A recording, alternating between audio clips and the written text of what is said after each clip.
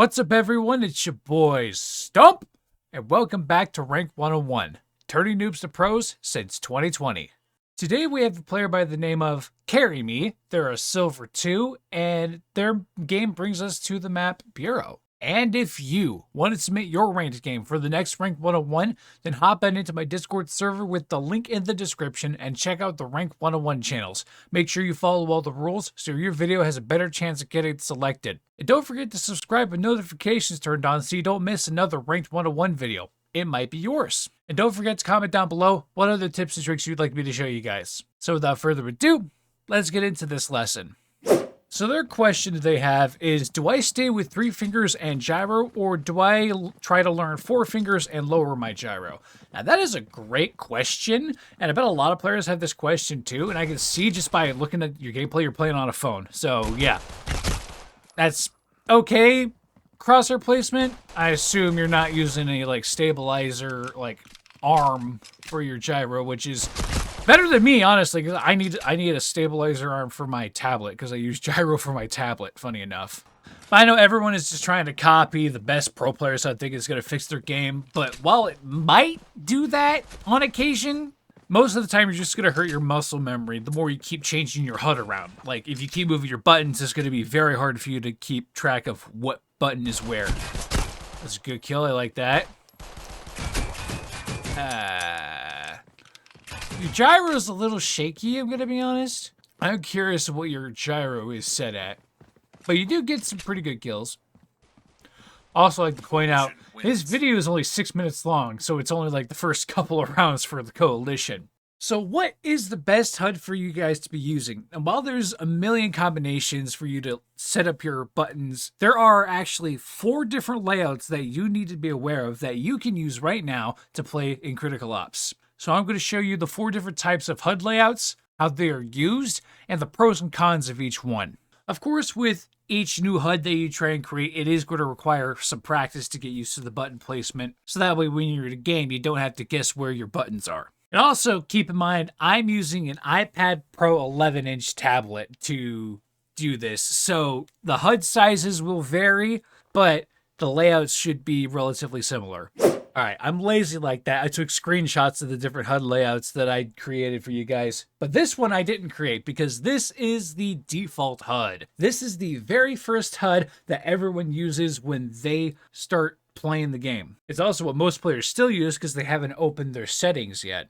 So the pros for the default HUD is that it's a good starting point to learn all the controls that Critical Ops has to offer. I mean, you got your scope, you got your reload, you got your bomb plant and defuse button. The cons of this layout is that it is very inefficient, especially for a tablet such as mine.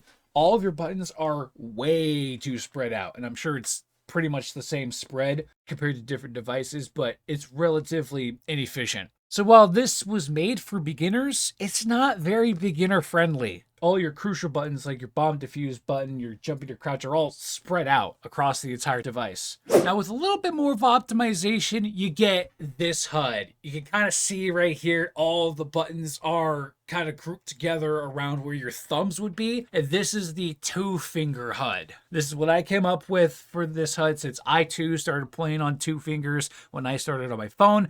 And then when I got my tablet, I immediately switched to 4-finger claw. We'll get to that in a minute. The pros of this layout are all of your important buttons are relatively close to your fingers. And it is also phone player friendly. So when you got your thumbs positioned here, you want your thumbs curled a little bit, so that way, as you see, all of your important buttons are arced around where your thumbs should be, so you can flick up to your buttons. So you can still aim and shoot at the same time while lifting off of your movement pad, which when you stop moving, you're 100% accurate when standing still. You don't have that movement inaccuracy is what I'm trying to say. And the reason this HUD is set out the way I have it with the fire buttons directly on the left side is you can now aim and shoot at the same time, which is important for climbing the ranks. The cons for this HUD layout is that you have multiple actions for just 2 fingies right here. I mean, you got your jump, your crouch, your scope all on the same finger, as well as your movement, your fire button, and your reload. While they aren't usually done simultaneously, it can put a lot of strain and overload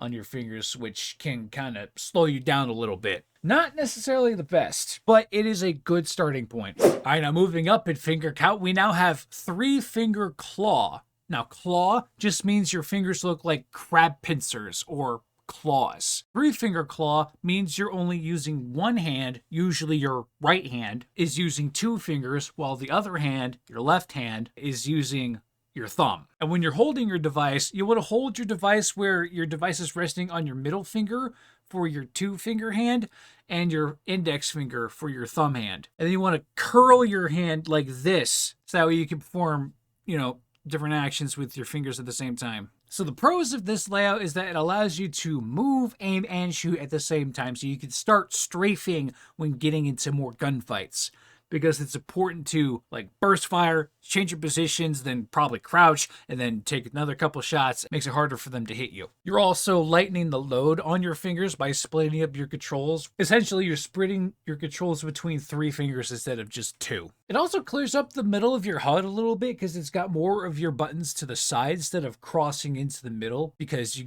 thumbs. And just like the 2-finger HUD layout, the 3-finger claw layout is also phone player friendly. So like what we've got here with Carry Me, he is on phone. He is playing with 3 fingers, which is good. I guess he's using his thumb way up here and then bringing it down to fire. I find flicking up is faster than trying to flick down. Plus, flicking up, you can actually see what buttons you're going to be pressing, and you know where your thumb's going to be going to hit the buttons because you can use your peripheral vision to see the buttons on your HUD layout instead of flicking down where you have to guess what button you're pressing. And the cons for this layout, I guess using this on tablets or larger devices is kind of not making the most of your screen. I don't know. I can't really find any other cons for 3-finger claw, but that doesn't mean it's necessarily the best for all devices. And for tablets with 7-inch screens or larger, 4-finger claw is going to be your best friend. This is the HUD that I use, and you can tell that it's the HUD that I use because it's got that opacity filter on it, because I took a screenshot of my HUD layout. This is what your 4-finger claw HUD's going to look like. But unlike 3-finger claw, where you're using one hand with 2 fingers, you use it in both hands with 2 fingers. So your device will be resting on your middle fingers, which is how I hold my tablet right here. I got my thumbs in the lower part of the screen, my fingers in the upper part of the screen. And this is the first pro when using this layout. It splits up your controls even more than 3-finger claw, so that way you have less clutter in the middle of your screen. Of course, my buttons are massive because I got massive fingers, but that's why I have the opacity turned down, because that can also help with visual clarity. And each button has their own individual opacity. I thought I was in the game. I was stupid. And I forgot to mention this with 3-finger claw, but you can also start learning more complex actions to the game, like quick scoping, run, jump, throwing utility. I'm sure you could probably figure it out with just using your thumbs, but it's probably going to be very difficult. But 4-finger claw makes that so much easier. And also with 4-finger claw, it kind of feels like you're playing with a controller, but with more control. The only con for this layout is that it is too complex for phone players, because as you're using more fingers on a smaller device, it could cause you to obstruct more of your view that you really can't control. You can't see through your fingers. So as far as you're lowering your gyro, I probably would start at around 30% of your original XY sensitivity, because that's where I have it set for me. But your gyro has more to do with your sensitivity than your actual HUD itself, because gyro along with aim acceleration are supplements to your touch input aim. Of course, we don't talk about aim acceleration on this channel because I find it to be very inconsistent. Because if there's any deviation in your aiming speed, then your aim is going to be off every single time. I really like this play right here. Even though it's silver, you get a double kill by getting into a position that they're not ready for. Very good play there. I like that play. And you get this guy too.